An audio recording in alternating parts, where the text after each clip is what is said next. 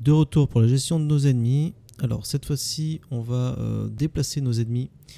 Alors pas en les faisant spawn, on va déjà juste gérer le fait qu'ils puissent aller de là où il est vers un but.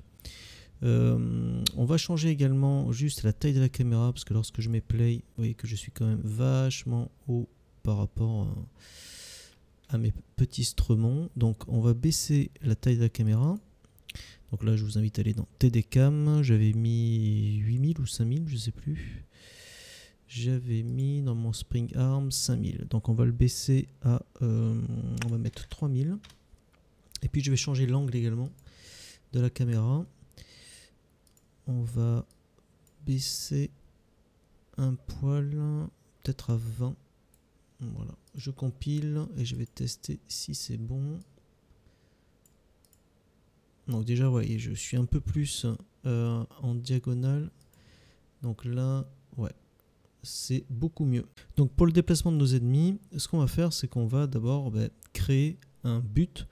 Donc on va aller dans Content et je vais placer cet élément dans un nouveau dossier. Je vais faire New Folder. Je vais appeler Level Element. Donc dans ce Level Element, en fait, je vais mettre notamment les tourelles, etc. Là, on va faire un autre dossier, puisque les tourelles seront dans leur propre dossier. On va mettre Goal and Spawn. Donc dans Goal and Spawn, en fait, on va créer notre premier acteur qui va être un acteur qu'on va appeler Goal of Enemies. Donc ça en fait ça va être le point sur lequel nos ennemis vont devoir aller.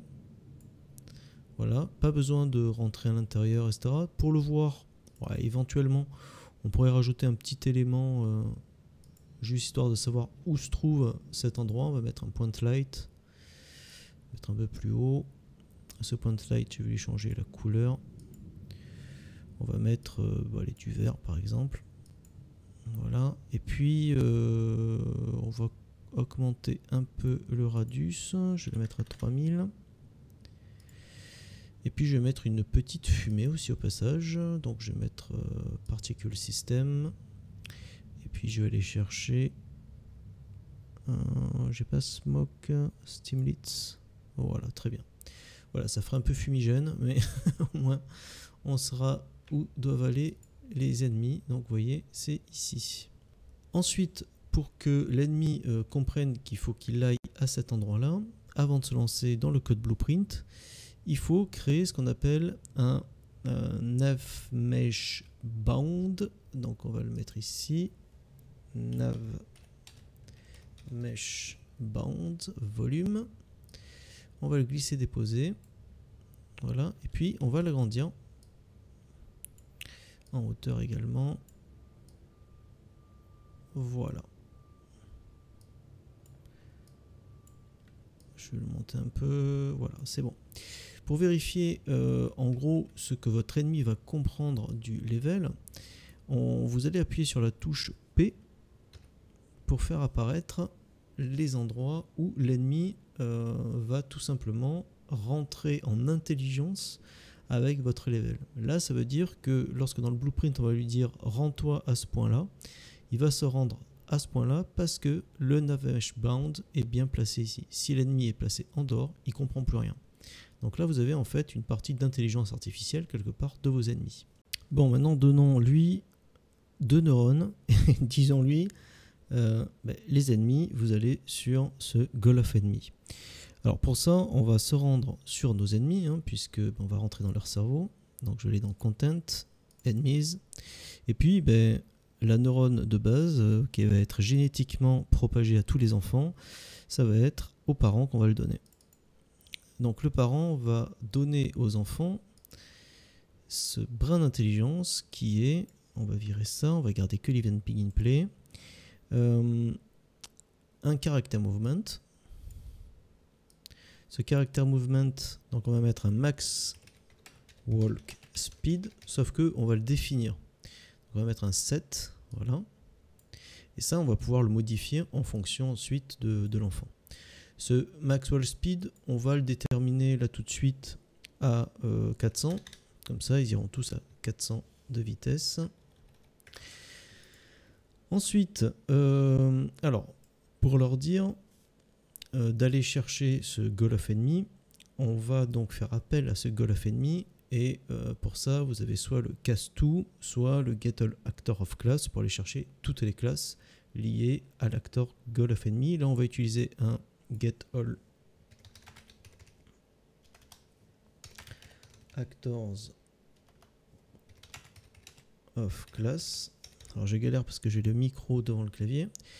Voilà, hop là. Et l'actor que je vais utiliser, c'est donc le goal of enemy. Voilà. Donc du coup là on fait appel à l'actor. Cet actor, ben, on va obtenir cet actor avec un get copy. Donc là hein, c'est typiquement, enfin c'est très proche de ce qu'on retrouve avec le cast2. Hein. Et ben, qu'est-ce qu'on va lui dire? On va lui dire en exécutif de bouger vers. Donc le iMoveTo permet justement de dire à une intelligence artificielle dans le NavMeshBound d'aller dans le target actor, donc là en l'occurrence ça va être le goal of enemy. On aurait pu aussi mettre une destination.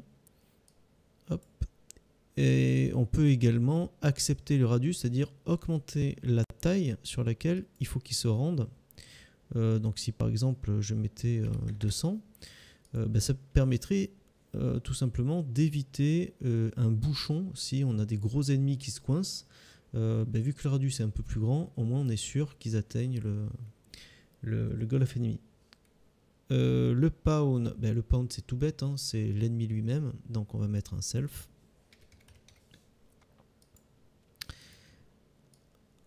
On est bon. Je compile et je sauvegarde. Je teste. Hop là. Et donc là, on voit bien que tous nos ennemis se rendent sur le point. Pour finaliser, on va juste changer maintenant les vitesses de chaque ennemi. Donc, on va ouvrir le small. On va également ouvrir le large. Et puis enfin, le XL.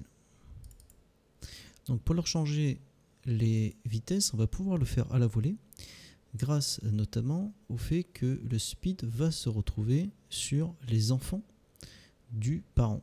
Donc retournons dans le parent, on va ajouter la variable qui va être speed move. C'est histoire que vous le différenciez en fait avec les autres variables speed qu'on a créées, mais on aurait pu l'appeler speed tout court. Je vais le mettre en float et je vais mettre ce speed move ici. Donc là, le speed move, je compile, je sauvegarde. Je clique sur instance éditable. Et je recompile, je resauvegarde. Et lorsque je vais aller par exemple sur mon enemy golem small, on va retrouver le speed move ici, qu'on va pouvoir modifier. Donc le petit, il ira au taquet à 400. Je compile et je sauvegarde. Le large, je vais le mettre à 300. Et enfin, le XL, je vais le mettre à 200. Alors rappelez-vous, s'il va à 200 de speed, du coup, il ne va pas courir, mais il va être en walk. Ok, alors hop, je reviens sur level, je mets play, et voilà. Vous voyez, en fait, du coup, ils ont une démarche différente. Et on est bon. Cette fois-ci, le petit est arrivé premier. C'est la fin de cette partie qui était juste donc le déplacement des golems. On va attaquer maintenant le spawn.